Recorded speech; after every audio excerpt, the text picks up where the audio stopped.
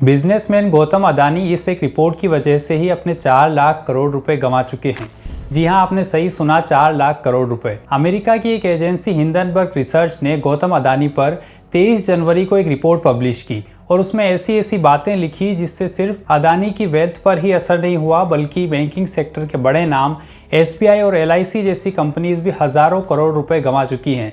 गौतम अदानी के नुकसान से हमारी जेब पर क्या असर पड़ सकता है? हिंडनबर्ग रिपोर्ट में आखिर ऐसा क्या छुपा है? आइए इस वीडियो में समझते हैं। हिंडनबर्ग ने 2 साल गौतम अदानी की कंपनीज पर रिसर्च किया, फिर 100 पेज की रिपोर्ट पब्लिश की। उसमें यह दावा किया गया कि अदानी ने अपने भाई और परिवार के नाम पर फॉरेन में कुछ कंपनीज ले रखी हैं, जिनमें से अधिकतर में कोई एम्प्लॉय नहीं है, ना ही कोई कॉन्टैक्ट नंबर है। ये एक तरह की शेल कंपनीज हैं। शेल कंपनीज वो होती हैं जो ऑन पेपर तो रजिस्टर्ड होती हैं, लेकिन उसमें कोई काम नहीं होता। अदानी ग्रुप पर बात करें उससे पहले हिंडनबर्ग को समझते हैं कि वो क्या करते हैं। हिंडनबर्ग बेसिकली शॉर्ट सेलिंग के लिए फेमस है। शॉर्ट सेलिंग मतलब मान लीजिए कि एक स्टॉक की प्राइस अभी 100 रुपये है और वो उस पर उसे बेच देते हैं। जब वो स्टॉक 60 रुपये पर चला जाता है तो दोबारा खरीद लेते हैं। इस तरह F&O करके प्रॉफिट बनाने की स्कीम है। हिंडनबर्ग इसके लिए किसी स्टॉक को सेलेक्ट करती है, उस स्टॉक को एनालाइज करके फिर एक रिपोर्ट रिलीज कर देते हैं, जिससे मार्केट में पैनिक क्रिएट हो जाता है और आखिर में स्टॉक को शॉर्ट करके प्रॉफिट बना लेते हैं। ऐसा ही कुछ अदानी ग्रुप के साथ करने की कोशिश की गई है, जिसमें रिपोर्ट का टाइटल रखा गया how the world's third richest man is pulling the largest con in corporate history. आज अदानी 3rd से 7th पोजीशन पर आ चुके हैं। हिंडनबर्ग ने इसी तरह पिछले 2 सालों में 30 कंपनीज के साथ किया और 6 महीने बाद तक भी उनके शेयर ऑन एन एवरेज 26% तक डाउन है। आप सोच रहे होंगे कि ये इंडियन कंपनी है इसलिए जानबूझकर किया गया है, लेकिन रियलिटी ये भी है कि हिंडनबर्ग ने पास्ट में ऐसा टेस्ला और ट्विटर के साथ भी किया है। उनमें से मैक्सिमम कंपनीज के स्टॉक्स दोबारा ऊपर नहीं आते, तो हिंडनबर्ग की रिपोर्ट को स्टॉक मार्केट के इन्वेस्टर्स अब बहुत केयरफुली देखते हैं और मार्केट में इस तरह क्रेडिबिलिटी भी एस्टेब्लिश हो जाती है।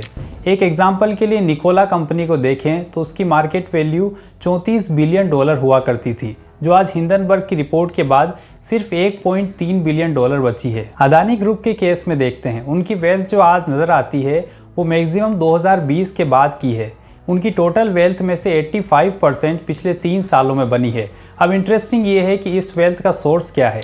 ऊपर से देखने पर तो समझ नहीं आता, क्योंकि अभी जो मैक्सिमम कंपनीज प्रॉफिटेबल हैं वो टेक कंपनीज ही हैं, जैसे गूगल, अल्फ़ाबेट या एप्पल। लेकिन मार्केट्स 2021 के बाद लगातार करेक्ट हो रहा है और कोई भी एक्स्ट्रा ऑर्डिनरी रिटर्न्स स्टॉक्स में नहीं दिखाई देते।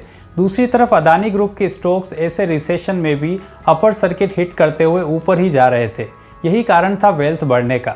जैसे मान लीजिए अदानी ग्रुप की कोई लिस्टेड कंपनी है जिसका स्टॉक प्राइस 2020 में 100 रुपये था, जो आज 400 रुपये हो गया है, तो अदानी की खुद की वेल्थ भी 4 गुना बढ़ गई, क्योंकि प्रमोटर होल्डिंग उनकी अधिकतर कंपनीज में 70% से ज़्यादा है। ये ग्रोथ का बड़ा रीज़न डेट भी है। डेट का मतलब आप कितना पैसा उधार ले रहे हैं और अपने बिजनेस में इन्वेस्ट कर रहे हैं। अभी टोटल डेट कुछ 2 लाख करोड़ रुपए के आसपास है, जो अदानी ग्रुप के अकॉर्डिंग उनके लिए बड़ी प्रॉब्लम नहीं है, लेकिन ये डेट स्टॉक की ग्रोथ में रिफ्लेक्ट होता है। दूसरा ये कि प्रमोटर्स शेयर्स प्लेजिंग कर रहे हैं, यानी मान लीजिए कि आपको कुछ पैसे चाहिए तो उसका सिंपल तरीका ये है कि आप बैंक के पास जाएंगे और अपने घर के अगेंस्ट एक लोन ले लेंगे, ये कहकर कि जब आपके पास पैसा आएगा तब लौटा देंगे। तो प्लेज प्रमोटर होल्डिंग्स एक कंपनी में इन्वेस्ट करने के लिए उतना अच्छा सिग्नल नहीं है, क्योंकि ये आपको बताता है कि कंपनी ने बहुत सारा डेट ले रखा है। हिंडनबर्ग ने एक बड़ा इंटरेस्टिंग पैटर्न निकाला है, जिसमें ये दिखाया गया कि अडानी अपनी कंपनी में 73% के आसपास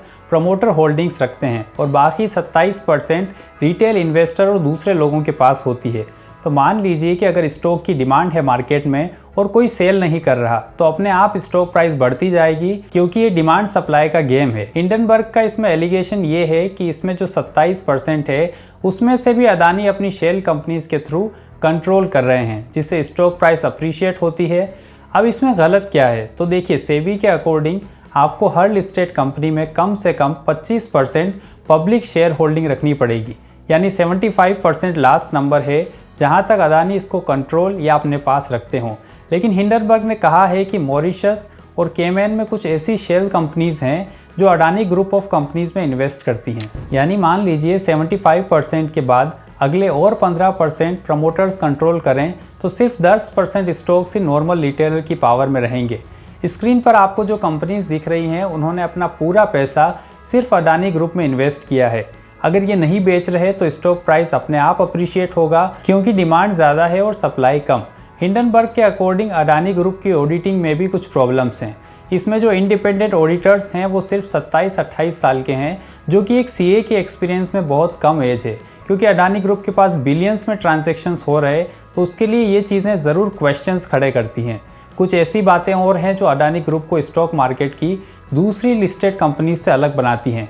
वो है स्टॉक प्राइस से पीई रेशो, जो कि उस कैटेगरी की दूसरी कंपनी से इतना ज़्यादा है कि वो स्टॉक प्राइस को जस्टिफाई नहीं करता।